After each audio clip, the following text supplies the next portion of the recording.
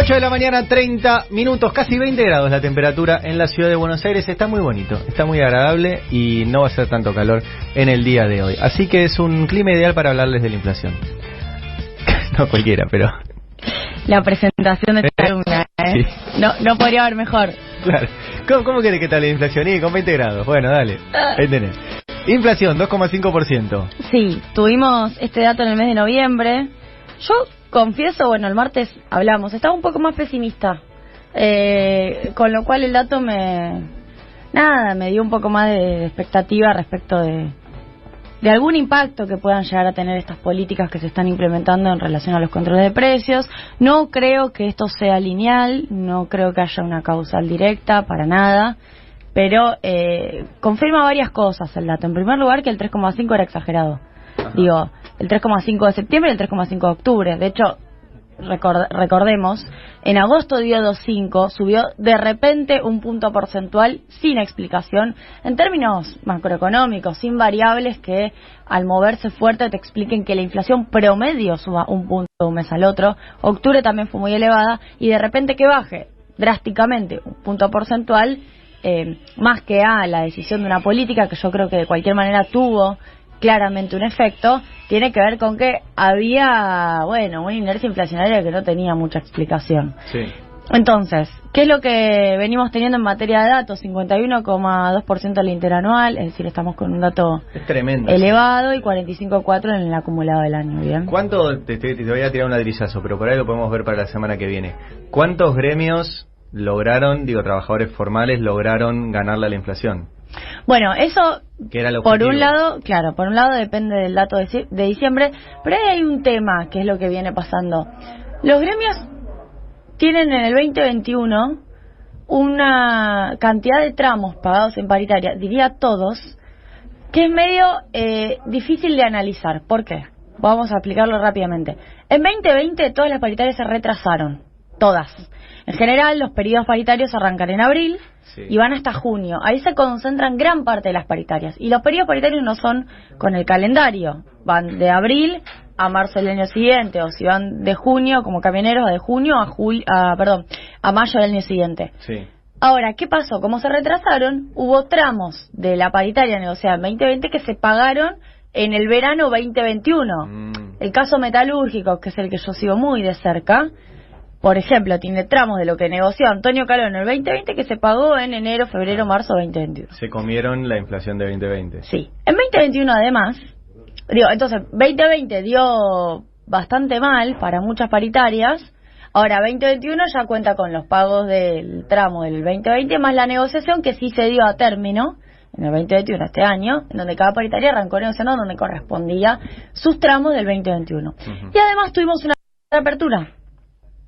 Recordemos, con Cristina planteando primero con los trabajadores del Congreso de la Nación, luego Sergio Palazzo, luego otras actividades económicas, reabrieron la del 2021 cuando se empezó a ver con mucha claridad que la meta del 21 no se cumplía.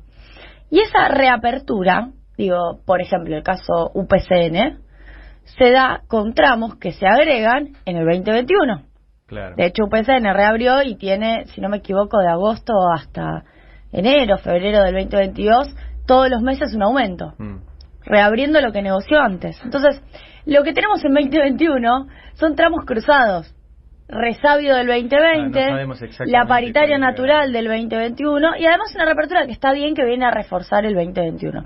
Con lo cual, llega un punto en donde yo soy más bien partidaria de primero esperar a que cierre el año, ver el dato final de inflación de diciembre, o al menos hacer una proyección de inflación de diciembre y estimar, pero diría, ¿qué pasó con los salarios en la pandemia? Claro, eso te iba a decir, por ahí se puede juntar los 2 años. Sí, yo haría un paquete pandémico para analizar salario, o miraría 2020, 2021. Salario contra inflación 2020, 2021. Sí, porque si no, analizamos 2020 aisladamente, claro, y 2021 aisladamente, y nos termina dando cualquier cosa.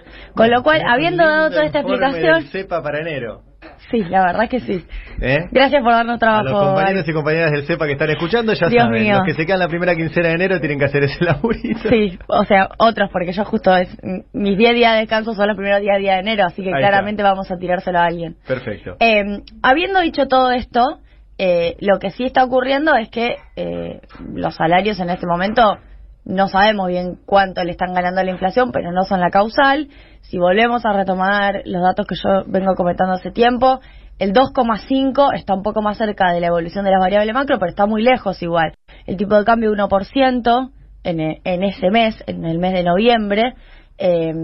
También el contado con liquidación no se justifica. La base monetaria interanual sigue subiendo 35%. Lo digo, si hay un monetarista silvestre escuchando esta radio, que no lo descarto, y si no, que le hagan llegar el mensaje. 51% de la inflación interanual, la base monetaria 35%. Es decir, el 2,5 es un dato para decir qué bien que bajó la inflación, pero para decir qué mal todavía estamos en una situación en donde hay un comportamiento en términos inflacionarios que no se condice con la evolución de los costos en la economía. Eso lo vamos a seguir diciendo porque es así.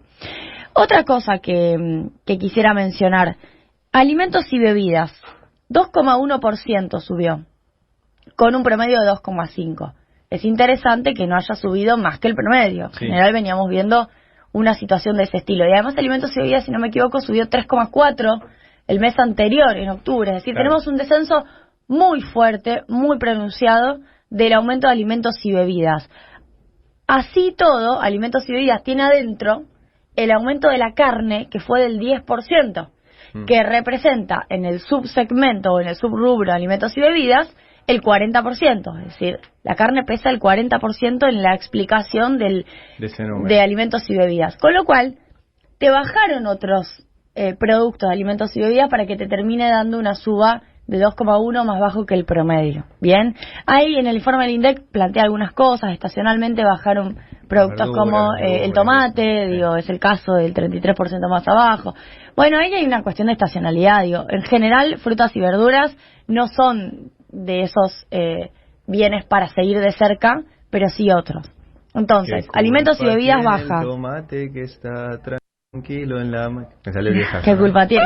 Habrá que decir, ¿qué culpa tiene si bajó 33%? Claro. Justo el tomate no tiene la culpa. Y lo mete en una lata y lo manda pa' Caracas. Perdón. Había que hacerlo, había que hacerlo. Había ¿Qué culpa que tiene el hacerlo. tomate? ¿Qué culpa tiene el tomate? Dos sectores que vienen presentando, bueno, las mismas dudas respecto de qué pasa. Prendas de vestir, subió 4,1%. Y hotelería y restaurantes, 5%. Hotelería y restaurantes subió en los últimos 3 meses, septiembre, octubre y noviembre, 16%. Atención, el previaje, claro, bueno, el previaje apareció en el mismo momento. Digo, no tengo intención de puntualizar en los actores en particular, digo, es un sector en donde ajustaron fuertemente 2020 por culpa de la pandemia. Muy mal. Entonces actualizan con precio lo que no pudieron actualizar con cantidad, quizás de manera un poquito exagerada, pero sí es cierto que cuando tenés la posibilidad de aumentar, se aumenta.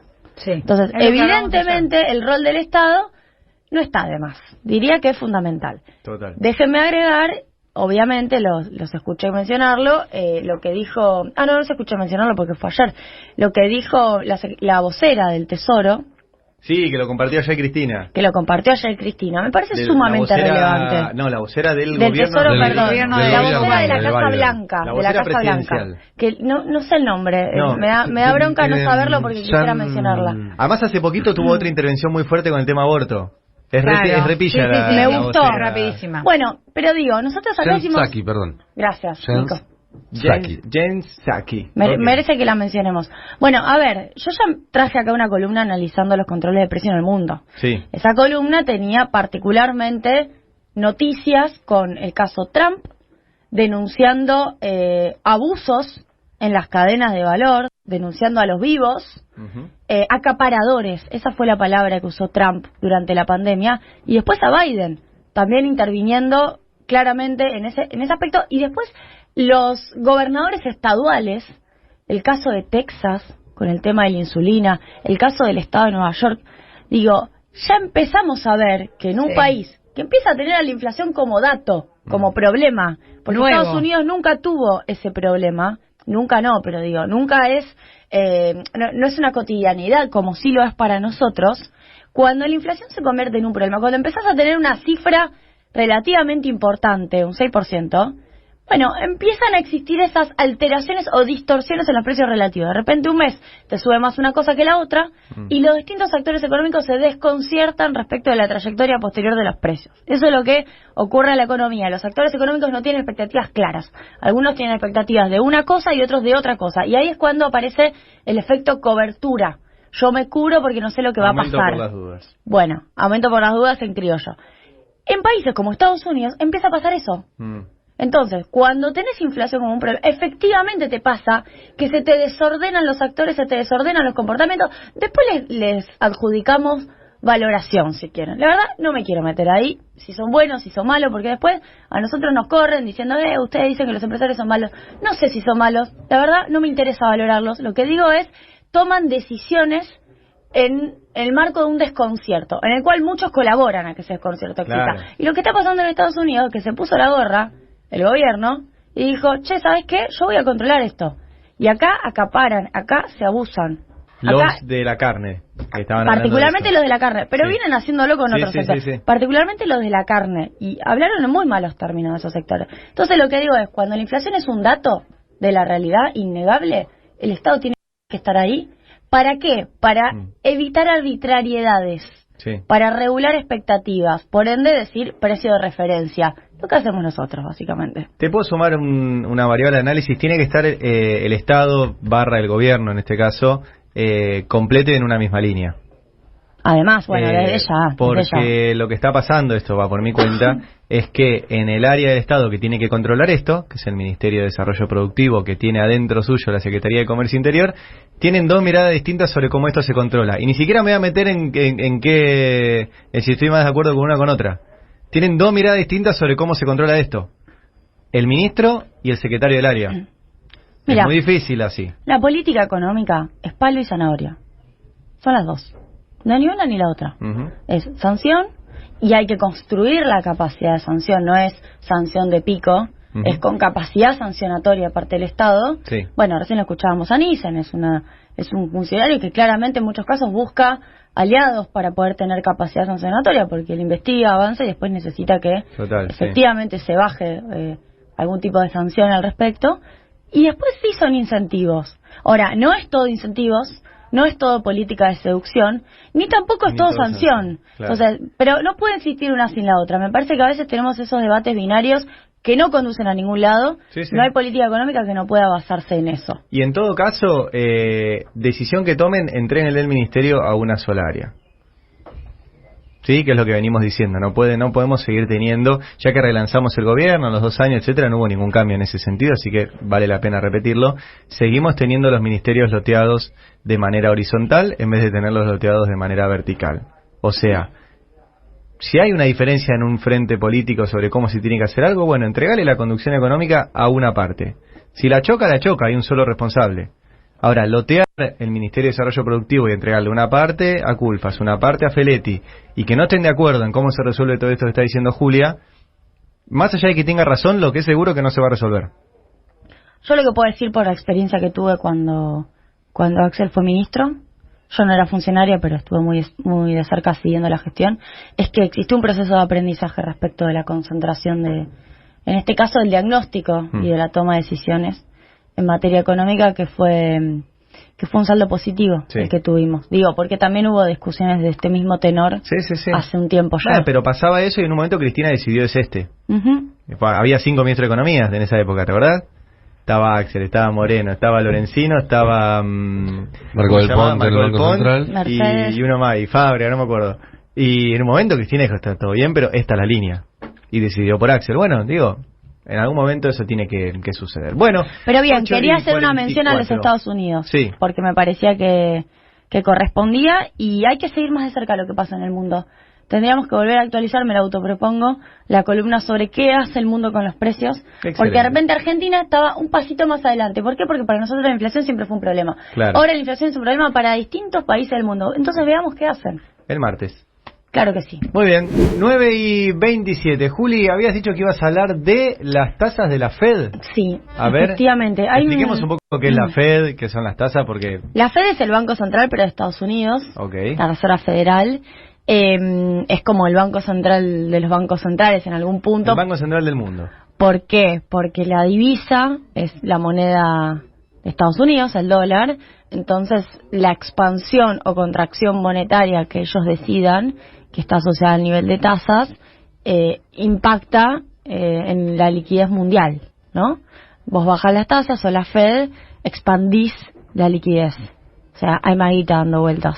Básicamente, porque cuando la Fed sube las tasas, la gente que tiene dólares va a ir a poner un plazo fijo en dólares, que le va a devolver más. Cuando baja las tasas, ese plazo fijo empieza a devolverte demasiado poco y la gente prefiere sacar la plata del sistema bancario e invertirla en otro lado o guardarla en el colchón. Bien. Claro, puede ser plazo fijo o puede ser la inversión en los títulos del Tesoro de Estados Unidos. Digo, si yo tengo una cartera de países en donde invertir y de repente los títulos del Tesoro norteamericano rinden bien, que además es una inversión muy segura, porque nunca ha habido un default, bueno, si rinden bien, elijo poner la guita en los títulos del Tesoro de Estados Unidos antes que en Argentina, antes que en Brasil, antes que en cualquier otro país, antes que financiar a otro financio a Estados Unidos. Por ende, Estados Unidos se convierte en un país que absorbe liquidez mundial y eso quita financiamiento al resto. Y el resto, si quiere obtener financiamiento, tiene que acompañar esa suba de tasas. Por ende, tiene que pagar más. ¿Bien? Por ende, aumenta el costo del financiamiento en el resto del mundo. Digo, el resto del mundo occidental, para decirlo todavía más claramente. Hay un comité federal de mercado abierto. Ahí la Fed tiene directores que además tienen como regiones el resto de los Estados Unidos, que se reúnen para definir una pauta de suba de tasas. La Fed ya dijo que la va a subir 3 veces en el 2022. Todavía no hay más precisiones que esas, pero bueno, ya se está especulando en relación a cómo esto impacta en Argentina, mejor dicho, diría en los mercados emergentes. Digo, para historizar un poco, cuando fue la crisis internacional del 2008, la primera decisión que tomó la Fed, en aquel entonces Obama presidente, fue la de bajar fuertemente las tasas para favorecer la recuperación. Es decir, que haya más guita, más barata para que nos podamos recuperar. Ahora, luego de la pandemia y luego de políticas de alta expansión y en un contexto en el cual está habiendo inflación, lo comentábamos más temprano, y están habiendo controles de precios, por ende, pero digo, está habiendo inflación en Estados Unidos, la respuesta que toman en este país en particular es subir tasas para domar la inflación. Este es el escenario que se viene. En el mismo sentido, sabemos que se está evaluando también una actualización de tasas por parte del Banco Central. No es algo que esté directamente vinculado, digo, es un dato más lo de la Fed, tiene también mucho que ver con el dato de inflación local. Y seguramente haya novedades en los próximos días. Me hiciste acordar con todo esto que contás, de cómo se utilizó el Banco Central argentino durante el macrismo para el saqueo financiero. Y que en ese momento había un director que había sobrevivido porque tenía mandato de parte del Congreso, que era Pedro Vizcay. Los mandatos en el Banco Central acá duran 6 años y en general va cruzado con los mandatos presidenciales. Entonces hay directores del Central que corresponden, que han sido nombrados en la gestión anterior. Sí, técnicamente hubo directores del gobierno de Cristina que renunciaron en diciembre. Claro, hubo tenían mandato pero renunciaron. Claro, hubo algunos que renunciaron para garantizar la Sturzenegger la mayoría. Sí, y Ese otro fue un acuerdo. Sí, y otro como Vizcay que se quedó y se quedó denunciando todo lo que se estaba haciendo. O sea, en las reuniones de directorio del Banco Central, dejaba por escrito su oposición a todo lo que era el saqueo financiero que se estaba organizando Sturzenegger y su banda, y todo eso quedaba registrado. Y además daba opiniones públicas sobre lo que estaba sucediendo. Y lo que hicieron fue primero querer ponerle un bozal mediático y después echarlo en una sesión que fue también secreta en el Congreso, y él nunca supo por qué. Finalmente, Macri lo saca por decreto del lugar. Y lo acusaban justamente de que sus opiniones públicas ponían en riesgo la estabilidad monetaria. Esa fue la explicación de por qué se lo echa. ¿Por qué me acordé de esto?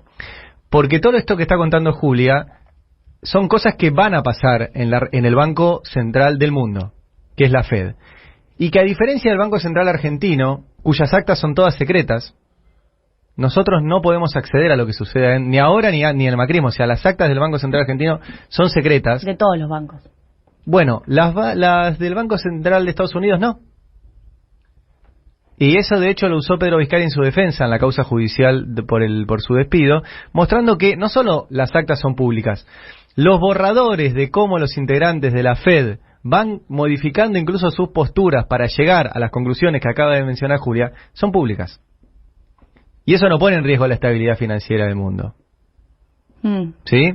Bueno, me hizo acordar a eso, que acá tenemos a veces demasiado secretismo y que en el caso del macrismo todo era secreto y de hecho echaron al único que denunciaba las cosas diciéndole que ponía en riesgo la estabilidad financiera del país cuando la estaban haciendo mierda.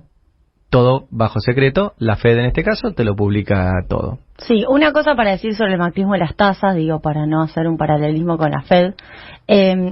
Lo que ocurrió con el macrismo fue un negocio especulativo habilitado por parte del gobierno. Claro. Porque está demostrado, digo, y hay discusiones al respecto, que Argentina tiene un nivel de penetración aún del sistema financiero muy bajo en lo que tiene que ver con los determinantes de la economía real. Entonces, todavía es debatible hasta qué punto una suba brusca de tasas te baja la inflación, porque te genera una mayor atracción hacia los depósitos, es decir, hacia los plazos fijos, antes que la inversión. Porque todavía tenemos un nivel de bancarización mucho más bajo que el que tienen otros países. Sí. De hecho, ha quedado demostrado que la suba de tasas tan fuerte que impulsó el macrismo no bajó la inflación. Al contrario, tuvimos récord de inflación con récord de tasas. Claro. Entonces, evidentemente no había una relación. El monetarismo fracasó en todo sentido. Lo digo porque puede que ahora aparezcan varios monetaristas diciendo hay que recontra subir la tasa por la inflación que tenemos, y ya tuvimos la experiencia en donde eso no funcionó. Sí puede ser, obviamente, una herramienta paliativa, puede ser una forma también de seguir sosteniendo la rentabilidad de los plazos fijos de los ahorros para que no se te retrasen, pero de ahí a que sea un instrumento de bajar la inflación es discutible. Y una cosa es Estados Unidos, otra cosa Argentina, además. Sí.